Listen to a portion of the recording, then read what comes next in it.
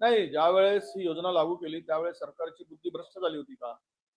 सरकारची बुद्धीला लकवा मारला होता का? आता जर बिचाऱ्या संजय गांधी निराधार महिला आहेत.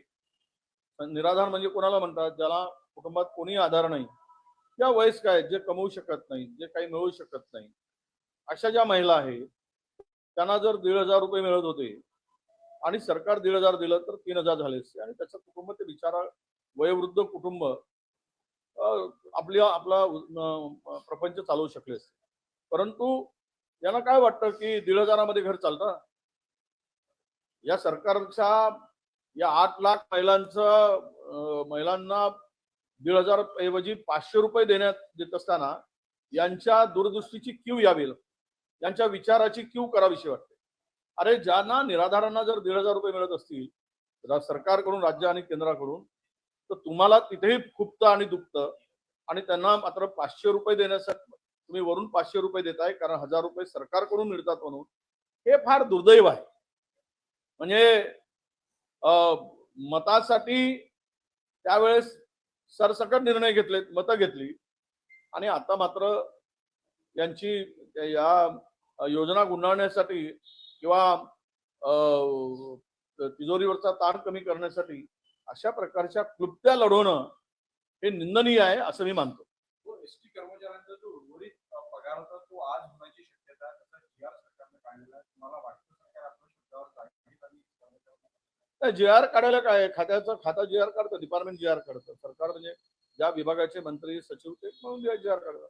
त्यांच्याकडे पैशाची तरतूद असेल म्हणून तो जी आर काढला असेल असं मी मानतो. कारण वित्त विभागाने त्यांना पैसे दिल्याशिवाय एसटी महामंडळाकडे काही पैसे नाहीत आणि म्हणून फायनान्सने त्यांना मंजुरी दिली असं समजून जी आर काढला असेल तर पैसे मिळतील आणि देणार आणि मिळणार म्हणून जी आर काढला असेल तर मला वाटतं की ती फिरवीच होईल. यातून आता आपण आज कुठल्याही टोकाची भूमिका घेऊन बोलणं उचित होणार नाही. हो, हे शिक्षक भरती घोटाळ्यामध्ये 580 शिक्षकांच्या भरतीबाबत बनावट भरती आहे, चौकशी करावी अशी मागणी खुद्द उल्हास नरड जे डीडी आहेत त्यांनी स्वतः तक्रार केली होती असं म्हटलं जात आहे. हे बघा, उल्हास नरडला बळीचा बकरा केला. खाली पदांना मान्यता देण्याचं काम शिक्षणाधिकारी करतात आणि शिक्षणाधिकारी संपूर्ण प्रपोजल पाठवल्यानंतर अंतिम निर्णय हा डेप्युटी त्यांचा पगार सुरू करायचा, त्याला मान्यता अप्रूव्ह देण्याचं काम शेवटचा, ही फाईल शेवटची असते डेप्युटी डायरेक्टरकडे. पण चोर सोडून खालचे सगळे चोर सोडले आणि उल्हास नरडचा हा राजकीय बळी घेतलेला आहे. मी असं स्पष्टपणे म्हणतोय, हा राजकीय बळी आहे. या लोकांच्या ज्या शाळांमध्ये हा 500 पदांच्या भरती झाल्या त्यात अनेक शाळा सत्ताधाऱ्यांच्या आहेत, काही शाळा सत्ताधारी आमदारांच्या जवळच्या आहेत आणि त्यांनी केलेलं हे पाप आहे. त्याला ज्यावेळेस शिक्षकाच्या मान्यतेचा प्रस्ताव देतो ते संस्था चालक देतात. संस्था चालकांनी तो प्रस्ताव देत असताना तो प्रस्ताव तिथून शिक्षणाधिकाऱ्याकडे जातो, त्याचा प्रवास शिक्षणाधिकारी, वित्तलेखा अधिकारी हा सगळा प्रवास करून ती अंतिम फाईल आणि तिथेही तो कोड जनरेट वगैरे करायचा असेल पे स्केलसाठी किंवा पगार देण्यासाठी तर सगळं खाली होतं. हे सगळे खालचे त्यावेळेस यांनी स्वतः उल्हास नरडनी माहिती घेतली. उल्हास नरड यांनी, मी कोणी चोर आहे, बदमाश आहे किंवा कोणत्या अधिकाऱ्याला पाठीशी घालत नाही, परंतु उल्हास नगरनी उलट पत्र लिहून या सगळ्या प्रकरणाची चौकशीची मागणी केली होती. आणि असं असताना त्यालाच पकडणं, मागे ज्यावेळेस एक डोर्लीकर नावाचा अधिकारी सस्पेंड झाला तो कुणाच्या जवळचा आहे हे आम्हाला माहित आहे आणि त्याच्या वेदना कुणाला झाल्या, सत्ताधारी पक्षातील नागपूरच्या आमदाराला ही माहित आहे. त्यामुळं त्यांचा बळी घेतला याची खरं तर करा ना चौकशी, एसआयटी चौकशी करा. अरे, खालच्या अधिकाऱ्यावर, खालच्या लोकांवर कुणावरही गुन्हे दाखल झाले नाहीत आणि डेप्युटी डायरेक्टर दोषी कसा ठरतो हा खरा प्रश्न आहे. मग करायचंच असेल तर खालून वरपर्यंत या आणि विभागाची परवानगी न घेता, खरं म्हणजे एखादा काही मान्यता दिली असेल तर विभागीय चौकशी होऊ द्या. विभागाचे एखादा तुम्ही समिती नेमा, गव्हर्नमेंटने नेमायला पाहिजे. त्यानंतर चौकशी अहवाल आल्यानंतर जे काही दोषी असतील त्यावर कारवाई करायची आतापर्यंत पद्धत होती. पण डायरेक्ट पोलिसांनी या उच्चपदस्थ अधिकाऱ्याला हात घातला कारण खालचं सगळ्यांचं पाप लपवायचं होतं, हा त्यामागचा उद्देश होता. दीनानाथ मंगेशकर रुग्णालयाचा भरती झाला 580 जो समोर येत आहे तो प्राथमिक विभागाचा हा माध्यमिकचा आहे. तर यावर गेल्या अनेक वर्षांपासून अशा पद्धतीच्या नियुक्त्या बोगस सह्या करून किंवा बॅकडेट मध्ये करून घेतल्या आणि त्याचा एरियाच असो की लाखो रुपयाचा पगार असतो तो उचलला गेलेला आहे. मंत्रालय स्तरावर चौकशी सुरू आहे, पण पुढे होऊन किंवा मंत्रालय विभागातून असे वधून कुठे असे स्पष्ट आदेश आलेले दिसत नाही. बघा, गेल्या 5-7 वर्षामध्ये हे जे काही प्रकार झाले, अनेक सत्ताधारी पक्षाच्या आमदारांच्या त्यांच्या जवळच्या नातेवाईकांच्या या संस्था आहेत. त्यामुळे चोरच स्वतः असेल तर म्हणजे कुंपणच जर शेत खात असेल तर अपेक्षा कुणाकडून करायची.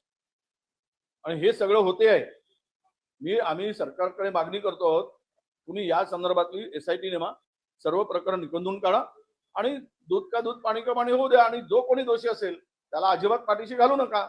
आवश्यकता पडली तर न्यायालयीन चौकशी करा. दीनानाथ मंगेशकर रुग्णालयाचा अहवाल जो आहे आज कॅबिनेटमध्ये ठेवला जाणार आहे.